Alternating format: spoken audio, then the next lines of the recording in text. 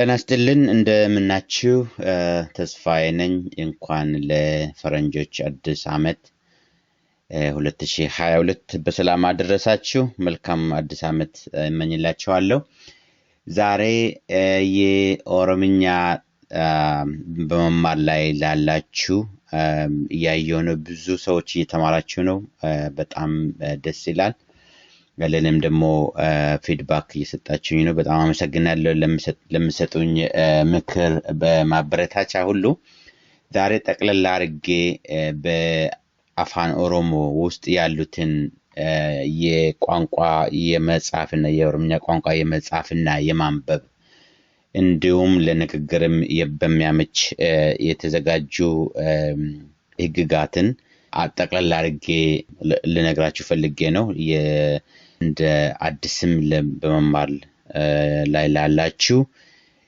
ወይም ደግሞ እየተማራችሁ ላላችሁ ሰዎችም ማጠቃለያ ወይም ሰመሪ እንዲሆንላችሁ ነው ይሄ ልጠቅም ይችላል ብዬ ያሰብኩት ስለዚህ በዚህ መሰረት በኦሮምኛ ቋንቋ ውስጥ ያሉን ድምጾች ያው እንደምታውቁት ቁቤ የምንላቸው ፊደላት ጀነራሊ 26 ከዛ በላይ ደግሞ ቁቤ ደቻ ድርብ ድምጾች ማለት ነው እንደነ አ ቻ የመሳሰሉት ጨምሩበት የተወሰኑ ደረጃ እስከ ከ30 የማይበልጡ ነው የሚሆኑት ግን እነዚህ እያንዳንዱ ድምጽ ለምሳሌ ባን ወይም አን ወይም ራን ወይም የማንኛውንም ድምጽ ስንወስድ ግን በኦሮምኛ ውስጥ ቢያንስ 5 ድምጾች ሊኖሩት ይችላሉ እዚህ ላይ አር ወይም ር የሚል ድምጽ ወይም በኦሮምኛ ስናስተምር ራ የሚል ድምጽ ይሄንን አስረዳችኋለሁ እነዚህን ያሉትን ድምጾች ማለት ነው ከነዚህ ድምጾች በመነሳት ነው የኦሮምኛ የመጻፍ የማንበብና የመናገር ድምጾች የተሰሩት የመናገር ድምጾች ኦሬዲ ዛው ናቸው ከመናገር ድምጾች ነው የመጻፍና የማንበብ ድምጾች ህግጋት የተመሰረቱት ማለት ነው ያንን ለመረዳት ይጠቅማቸዋል so የመጀመሪያው የሚል ነው እነዚህ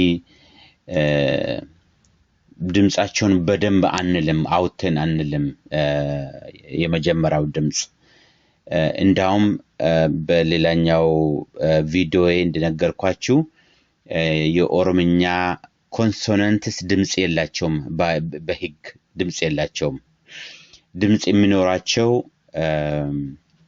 ቫወልስ ወይም ዱበቺፍቱ የሚሉት ከጎናቸው ሲጨመር ብቻ ነው አ ኦ ኡ ኤ ኢ ሲጨመሩ ብቻ ነው ድምጽ የሚኖራቸው እንጂ በራሳቸው እንደዚህ ድምጽ አይኖራቸውም ነው የሚባለው ነገር ግን ለማስተማር ሲባል ሰው ድምጹን እንዲረዳ ሲባል ይሄ ራ የሚል ስም ተሰጥቶታል ራ ኖርማሊ ይሄ ነው ለምሳሌ ራ የሚባለው ኮንሶናንት ከገባለት በኋላ ማለት ነው ሆኖም ግን እነዚህ ድምጾች አንዳንድ ቃላት ውስጥ ይመጣሉ ምንም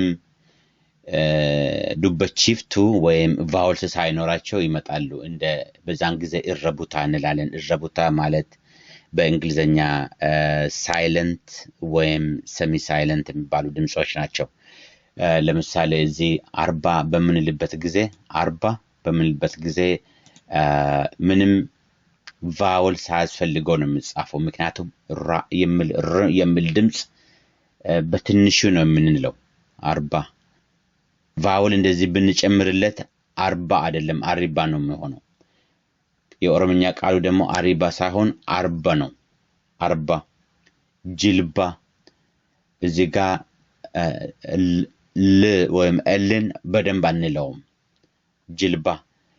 ጅልባ እንደዚህ ብጻፍ ስተት ነው የሚሆነው ጅልባ ነው የሚሆነው ወይም ጅርማ እንደዚህ ብጻፍ ጅርማ ነው የሚሆነው ሶ እነዚህ ድምጾች ቫውል ሳያስፈልጋቸው የሚጻፉ ናቸው ወይም ስንናገር የምንሰማቸው ናቸው በኦሮምኛ እረቡታ ይባላል እረቡታ literally silent እንደማለት ነው ወይም semi silent እንደማለት ነው በእረቡታ ጊዜ እንደምታዩት ያው ከረቡታ ቀጥሎ ሌላ ኮንሶናንት ነው የሚመጣው በዛ ምክንያት ረቡታ የሚባለው በዚህ ምክንያት ነገር ግን ረቡታ ውስጥ ሳይኖሩ በእነዚህ አይነት ቃላቶች ሳይኖሩ የሚመጡን እንደምታዩት ቦር ኦል አስ አን አፉር ሻን እነዚህ አሁንም ምንም ኮንሶናንት ሳያስፈልጋቸው የሚጻፉ ምንም ቫወልስ ሳያስፈልጋቸው የሚጻፉ ድምጾች ናቸው እነዚህ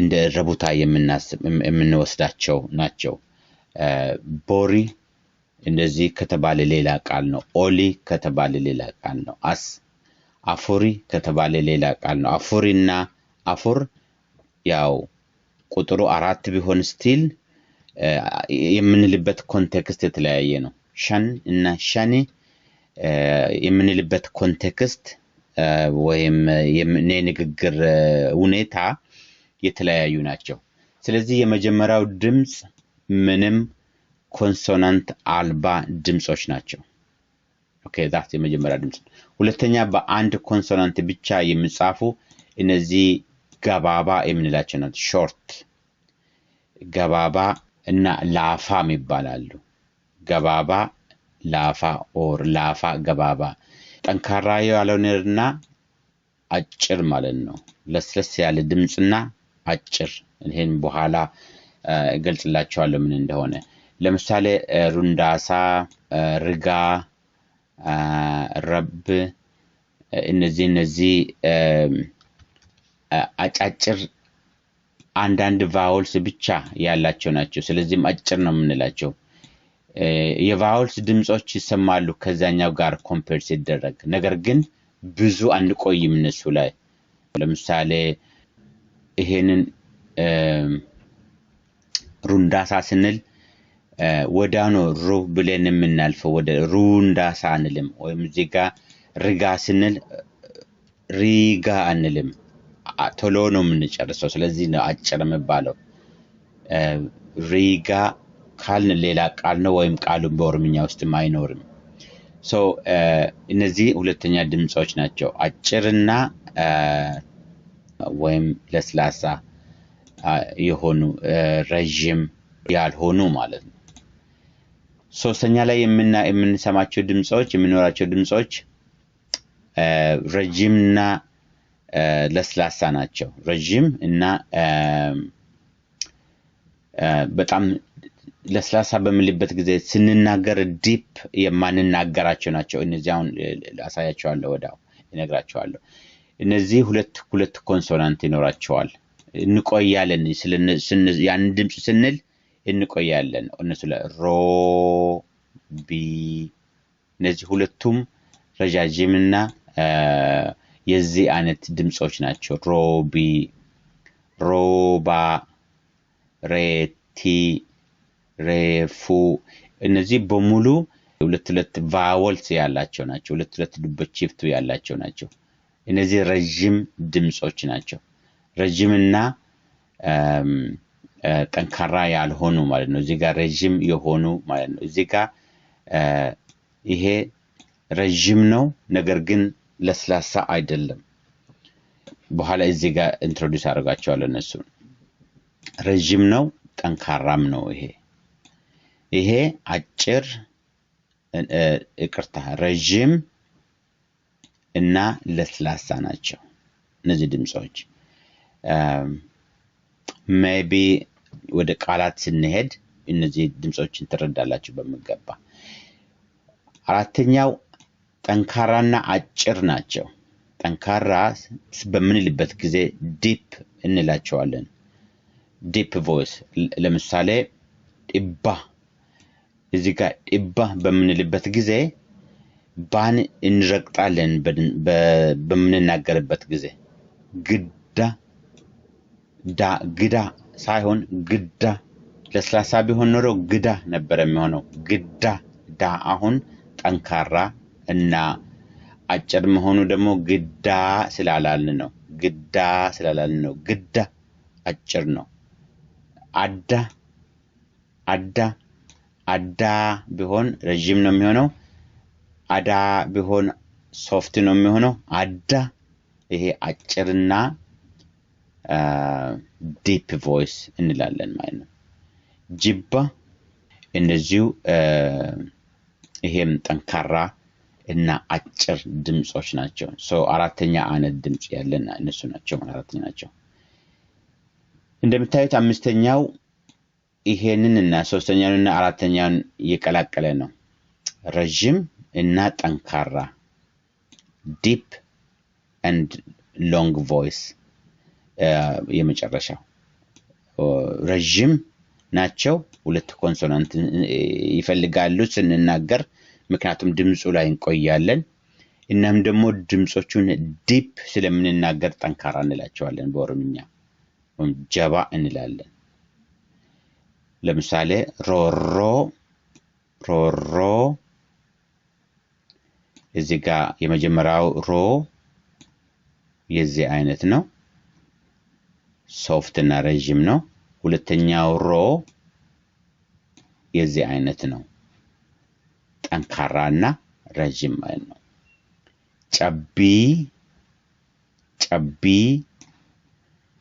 ቢ በጣም ጠንካራ ነው ዲፕ ነው የምንለው ጀቢ እንደዚሁ ተሬ እንደዚሁ ሬቲ ቅድም እዚህ ጋር ያየነው የዚህኛው አይነት ነው ማለት ነው ከአማርኛ ምሳሌ በወስድላችሁ ለዚህ አለ እና አለ ይሄኛው ደብል ነው መሆን አለበት አለ እና አለ ይሄኛው አለ ይሄኛው ለ ሶፍት ነው እና ረጅም ነው አለ ይሄኛው ጠንካራና ረጅም ነው አጭርና ጠንካራን አለ እንደዚህ ቢሆን አለ ይባላል ትርጉም የለውም አለ እንደዚህ ሲሆን ትርጉም አለው ማለት ነው አለ ዲፕ ድምጽ ይኖረዋል ሌላ ቃል ገና እና ገና ይቅርታ ይሄ ራሱ ደብል መሆን ነበር ገና አይደለም ገና ትርጉም የለውም በአማርኛ ገና probably ትክክለኛ ነው አማርኛ ልጻፍ መሰለኝ ይሄንን ፕሮናንሴሽን ሳይሆን ይቅርታ ገና ገና እዚህ ጋር ይሄኛውና እና ይሄኛውና ሁለቱም ረጅም ናቸው ነገር ግን ይሄኛው ጠንካራ ዲፕ ና ነው ገና ይሄኛውና ይሄኛው ድምጽ ነው ይሄኛውና ይሄኛው ድምጽ ነው ማለት ነው እና እነዚህ አራት አይነት ድምጾች ይሄ ለራ ወይም ር ድምጽ ነው ለብም እንደዚሁ ለስም ለትም ለዚም ለኤቭሪ ኦሮሞ አልፋቤት ቁቤ እንደዚህ ድምጾች ይኖራሉ ማለት ነው ስለዚህ የኛ ድምጽ በጣም ዱፕሊኬትድ ይሆናል በዛን ጊዜ ማለት ነው እነዚህ አሁን ያየናቸው በሙሉ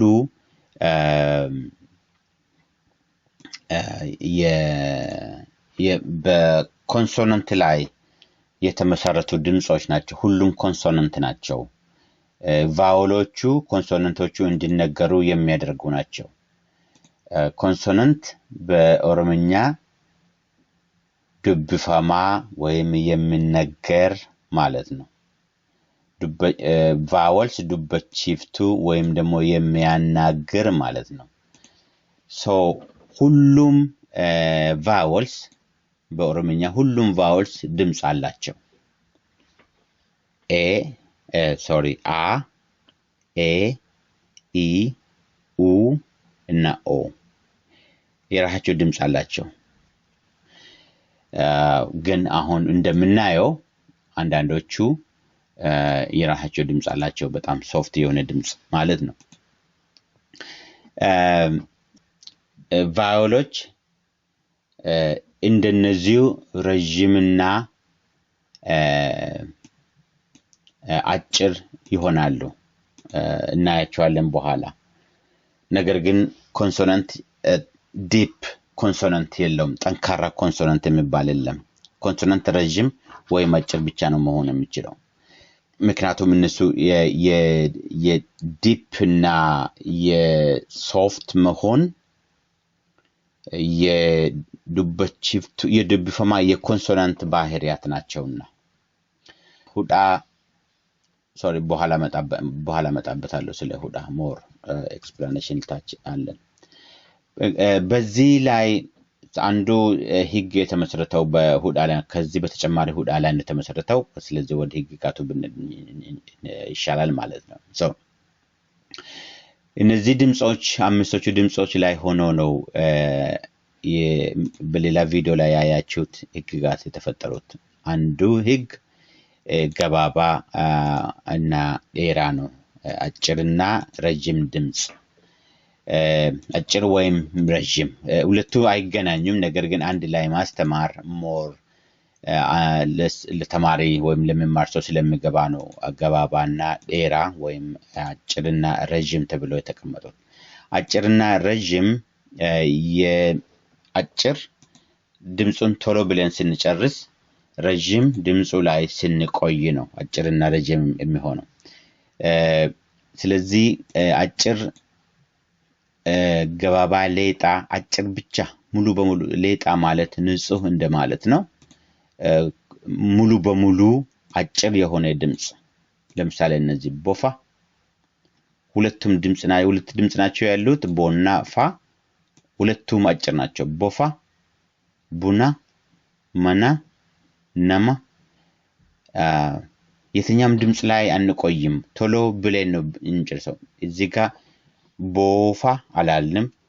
ቦፋ ቢሆን ኖሮ ቦረጅም ይሆናል ማለት ነው። ወይም ደግሞ ቦፋ ብንል ኖሮ ፋ ረጅም ይሆናል። ስለዚህ አጭር ነው። ቦፋ ቡና ስንል ቡና አላልንም፣ ወይም ደግሞ ቡና አላልንም። አጫጭር ናቸው ሁለቱም ድምጾች። እነዚህ ሙሉ ወይም ንጹህ አጭር ይባላሉ። ደግሞ ሌላው እንደዚሁ ሙሉ ረጅም የሚባሉ አሉ። ሙሉ ረጅም እና ሙሉ አጭር ማለት ሌላ ያልተቀላቀለ ማለት ነው። በገባባ ሌጣ ወይም አጭር ንጹህ አጭር ውስጥ ረጅም የለም። በሌራ ሌጣ ወይም ንጹህ ረጅም ውስጥ ደግሞ አጭር ድምጾች የሉም። ለምሳሌ ራፉ ሁለቱም ድምጾች ረጅም ናቸው፣ አጭር ድምጽ የለም እዚህ ውስጥ። ሬቲ ይሄም ሁለቱም ረጅም ነው። እዚህ ጋር ሬቲ ቲ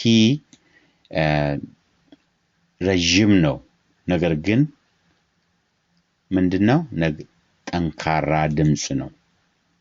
እዚህ ጋር ስለ ጠንካራ እንመጣበታለን በኋላ የሚቀጥለው ህግ እሱ ነው። ግን እዚህ ጋር ሬቲ ረጅም ድምጽ ነው። ሱራ ዶቢ እነዚህ ድምጾች ሁሉም ረጃጅም ድምጾች ናቸው። ረጃጅም ድምጾች ሙሉ በሙሉ ረጃጅሞች ናቸው ማለት ነው። ነገር ግን ሊቀላቀሉ ይችላሉ። ዴራና ገባባ ተቀላቅለው የሚጻፉበት ብዙ አብዛኛው የኦሮምኛ ድምጾች እንደዚህ ናቸው፣ ተቀላቅለው ናቸው። ረጅሙም አጭሩም ጠንካራውም ለስላሳም ተቀላቅለው ነው የሚጻፈው። እዚህ ጋር ኮታ ይሄ አጭር ነው፣ ይሄ ረጅም ነው። ይሄ እንደገና ጠንካራ ነው። ኮታ ቢሆን ኮታ አማርኛ ቃል ነው እንጂ ወይም ኦሮምኛ አይደለም እንጂ ለስላሳ ነው የሚሆነው ማለት ነው። ኮታ አጭር እና ረጅም ተቀላቅለው ማና ማና ማና ይሄ አጭር ነው፣ ይሄ ረጅም ነው። ስለዚህ ተቀላቅሏል ማለት ነው። ረፉ ረፉ እዚህ ጋር ራፉ ነበር ያልነው። ሁለቱም ረጅም ነው። ረፉ አሁን የመጀመሪያው ድምጽ አጭር ይሆናል ማለት ነው። ስለዚህ የተቀላቀሉ ናቸው። ብዙ እንደዚህ የተቀላቀሉ ናቸው ማለት ነው። ህግጋቱን እንድትረዱ ብዬ ነው። ኦኬ። ስለዚህ ተቀላቅለው ይመጡም አሉ ማለት ነው። ሶ የመጀመሪያው ህግ ወይም አንዱ ህግ ገባባ እና ዴራ ናቸው ወይም አጭርና ረጅም ድምጾች ናቸው። አጭርን ረጅምም የሚያደርገው ምን ያህል ያንን ድምጽ ስንናገር ምን ያህል እንቆይበታለን እሱ ላይ ራፉ ስንል ረፉ ስንል ራፉ ራፉ በሁለቱም ድምጽ ላይ እንቆያለን የተወሰነ ጊዜ ራፉ ረፉ ረፉ ስንል ሁለተኛው ላይ ብቻ ነው የምንቆየው። የመጀመሪያው ድምጽ ላይ ወዳ ነው የምንጨርሰው። ረፉ መተኛት ማለት ነው። ራፉ ጎመን ማለት ነው። ራፉ ረፉ ያን ድምጽ መለየቱ በጣም ይጠቅማል። ኦሮምኛን ለመጻፍ በጣም ይጠቅማል። ኦሮምኛንም ለመናገር በጣም ይጠቅማል። ሁለተኛው ከዚሁ የመጣው ጀባና ላፋ ነው። ጠንካራና ለስላሳ የሚል ድምጽ ነው። ጠንካራና ለስላሳ ምን ያህል ዲፕ ረግጠን እንናገራለን፣ ምን ያህል ሳንረግጥ እንናገራለን ነው። ምን ያህል እንቆይበታለን አይደለም። ምን ያህል እንቆይበታለን የረጅምና የአጭር ጉዳይ ነው። ምን ያህል ረግጠን እንናገራለን ግን ምን ያህል ጠንካራ ነው ድምጹ ምላሳችን ላይ። እዚህ ጋር ሁለት ድምጾች አሉ። እዚህ ጋር ሀቱ ሀቱ ሀቱ ሀቱ ከዚህ ሁለቱ የትኛው ነው ጠንካራ? ታ ላይ ነው። ሀ ሁለቱም ዘሰም ናቸው። ሁለቱም አንድ አይነት ናቸው። ሁለቱም አጭር፣ ሁለቱም የመጀመሪያ ድምጾች ናቸው።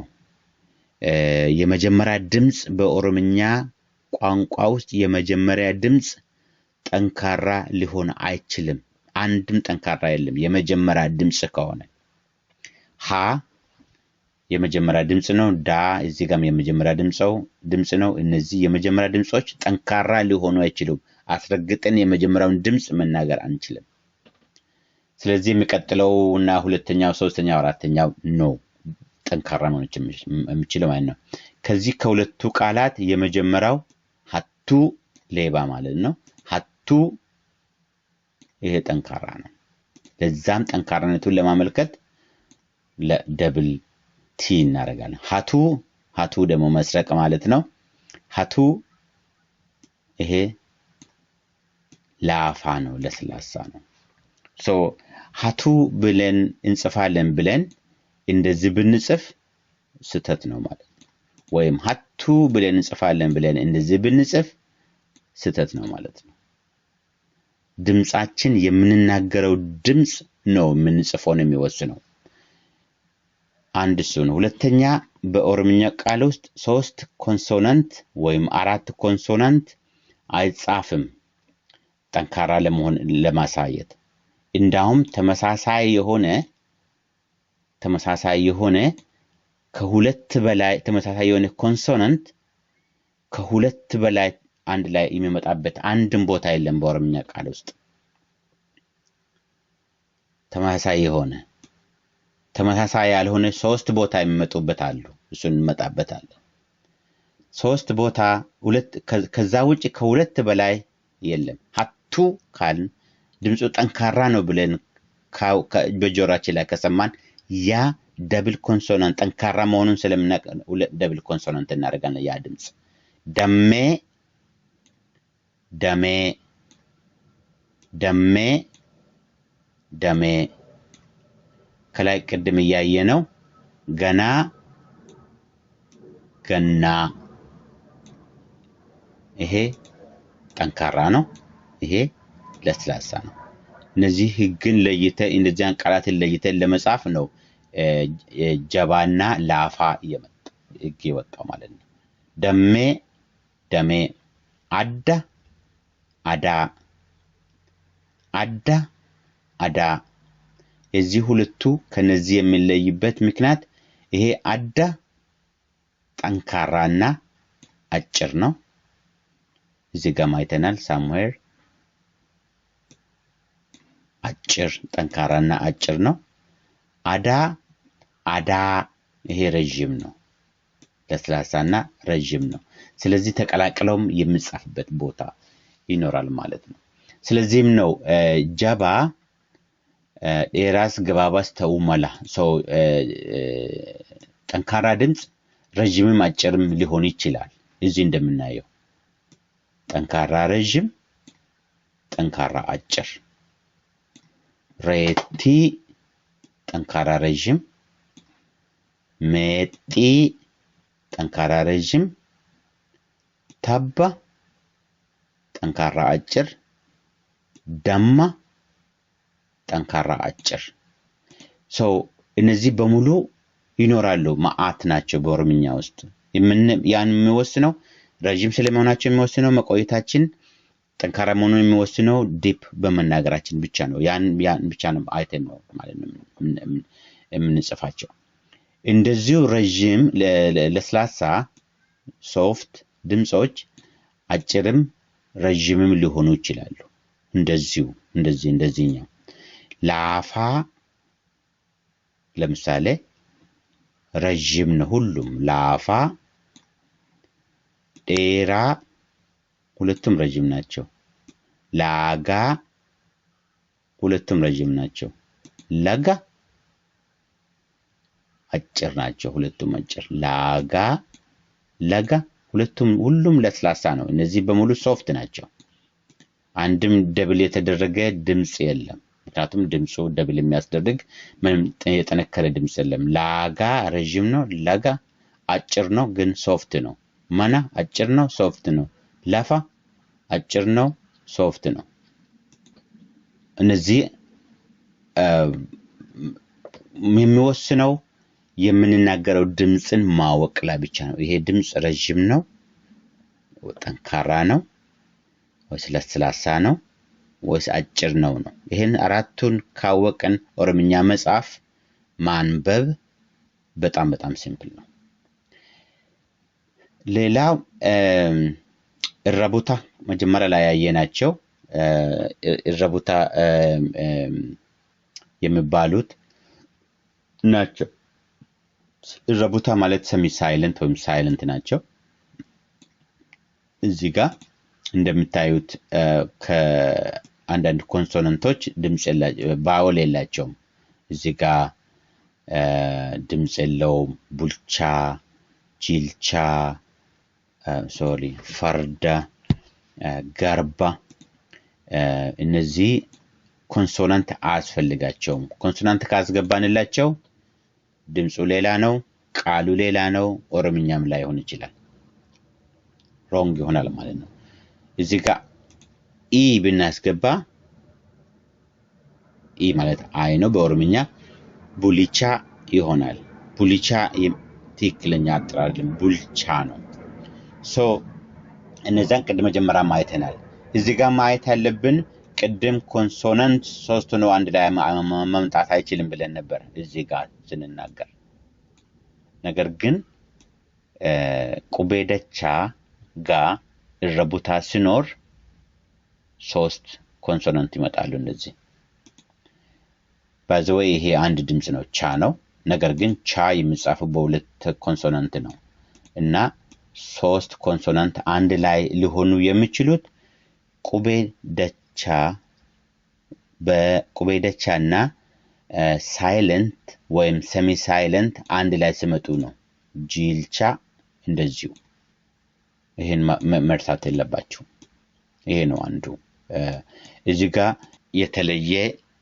የተለየ ነገር የለም የሚገባ ፊደል የለም እነዚህ ኖርማል እረቡታዎች ናቸው መጀመሪያ ላይ ያየናቸው ናቸው ኦኬ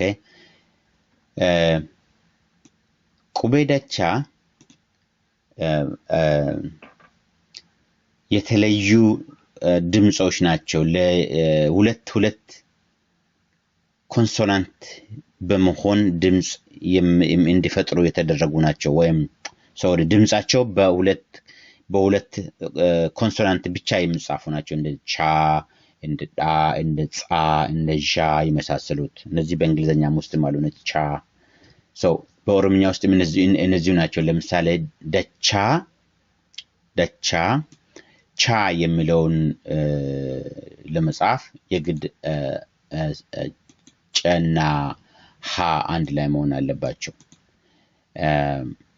ቁቤ ደቻ በዚህ ህግ ውስጥ የተለየ እንትን አላቸው ሁሉም ቁቤ ደቻ ሁሉም በመባል እስከመባል ድረስ ድምጻቸው ጠንካራ ነው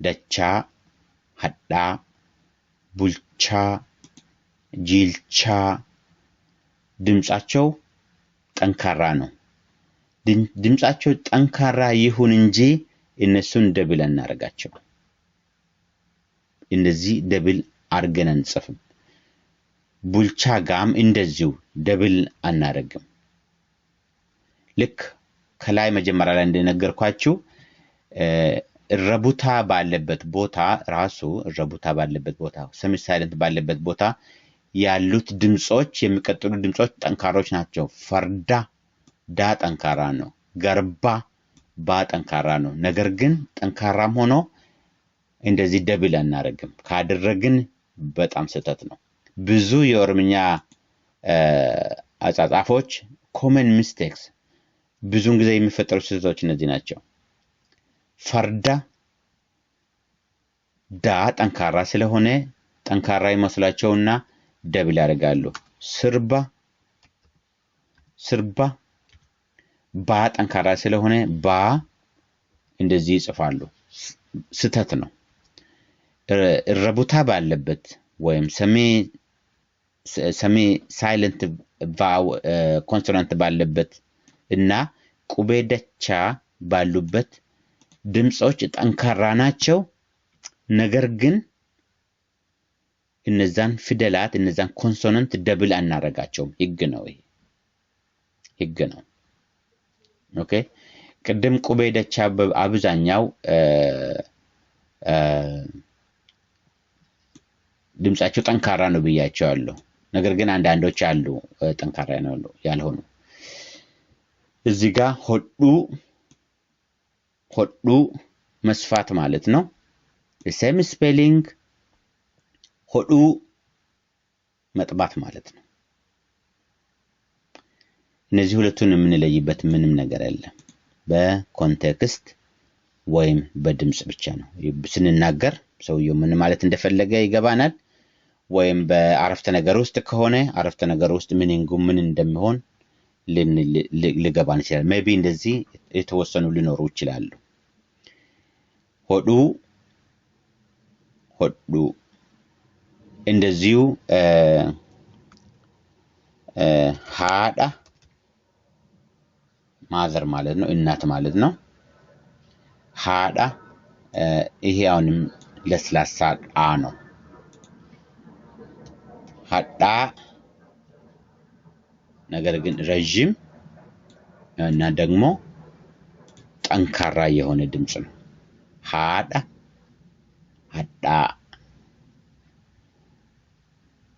እና ለስላሳ ድምጾችም አሉ ቁቤ ደቻ ሆኖ ለስላሳ ድምጾች አሉ ማለት ነው ኦኬ ወደ መጨረሻ እየተጠጋን ነው እረቦታ ኦሬዲ ነግራቸዋለሁ አልመለስበትም ሌላው ሁዳ ነው ሶሪ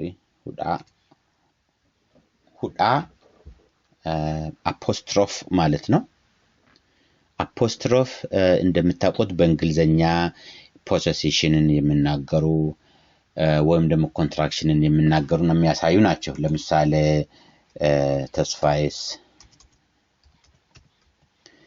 እንደዚህ የተስፋዬ ማለት ነው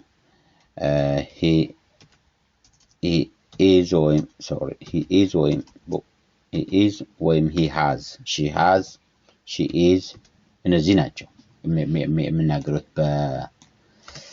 በእንግሊዘኛ በኦሮምኛ ግን completely different አገልግሎት ነው ያላቸው በኦሮምኛ vowels ድምጽ ሆነ የሚወጡበት ቦታ አለ ለምሳሌ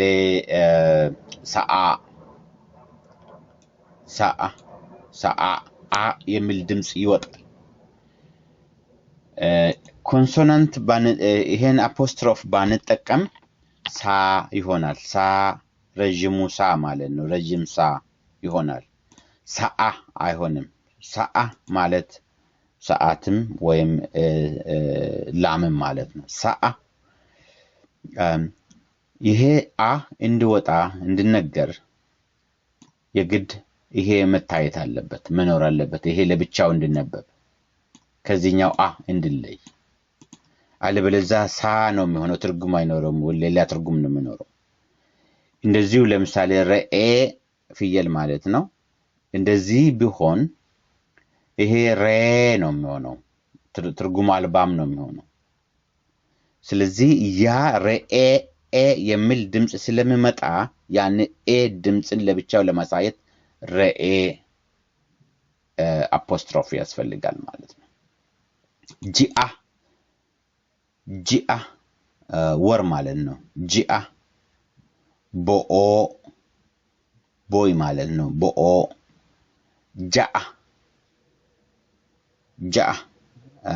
ጃአ ማለት 6 ማለት ነው ይሄ አፖስትሮፍ ባይኖር ሁዳ ባይኖር ጃ ማለት ነው ጃ ትርጉም የለውም ረጅም ጃ ነው ዝም ብሎ ጃ ሰው ካለ ትርጉም የለውም ጃአ ካለ ግን ጃአ ያ የሚለው ከተባለ 6 ይሆናል ሲጻፍ የግድ ሁዳ ያስፈልጋል ማለት ነው ሁዳ ይባላል ይሄ ሁዳ ማለት ማነቂያ ድምጽ ስንናገር ስለምታፈን ያን ለማሳየት የምትጠቀምንበት ነው ሰአ እዚህ ጋር ረጅም ነው ቀደም እርሊ እንዳልኩት እነዚህ አጭርም ረጅምም ሊሆኑ ይችላሉ ብያቸዋለሁ vowels ይሄ አሁን አጭር ነው ይሄ ረጅም ነው ሰአ ኦኬ ቦኦ ረኤ ረጅም ናቸው ጃ and so on so እነዚህ በጣም ጠቃሚ የሆነ ህግ ነው እነዚህ ባይኖርን ሁዳ ባይኖር ኮንሶናንት ሲሰሙ የምናሳይበት ነገር አይደለም ሌላ ድምጽ ማስረዘሚያ ይመስለው ይመጣ ነበር ማለት ነው ነገር ግን አንዳንድ ቦታ ላይ ሁዳን አቮይድ ማድረግ ይቻል ነበር ለምሳሌ ይሄና ይሄ ተመሳሳይ አንድ አይደለም ጂአ ስንል እንደዚህ መጻፍ ይቻል ነበር ነገር ግን ለጊዜው ያ ማሻሻያ አልተደረገም እስካሁን ወይም የመጀመሪያ ህግ ኢንታክት እንዲሆን ተፈልጎ ሊሆን ይችላል ቫውልስ በታይበት ቦታ ሁዳ እንዲገባ ተደርጎ የግድ እንዲሆን ተደርጎ ነው ያለው እስካሁን ጂ ለምጻፍ ለምሳሌ ሁዳ አያስፈልግም ምክንያቱም ይሄ ጂ ነው ይሄ ነው ለብቻው ተለይቶ ይታወቃሉ ችግር አልነበረውም ማለት ነው እንደዚህ ነገር ግን አሁን ያለው ህግ ቫውል በሚሰማበት ቦታ ሁሉ ቫውሎቹ ክሊርሊ እንዲታዩ እንዲነበቡ ሁዳ ያስፈልጋል ማለት ነው በጣም ረጅም ቪዲዮ ነው ይቅርታ የዛሬውን እዚህ ላይ በቃለው I hope ጠቃሚ ነገር አግኝታችሁበታል ብዬ አምናለሁ መልካም ቀን በሰላም ሁኑ ባይ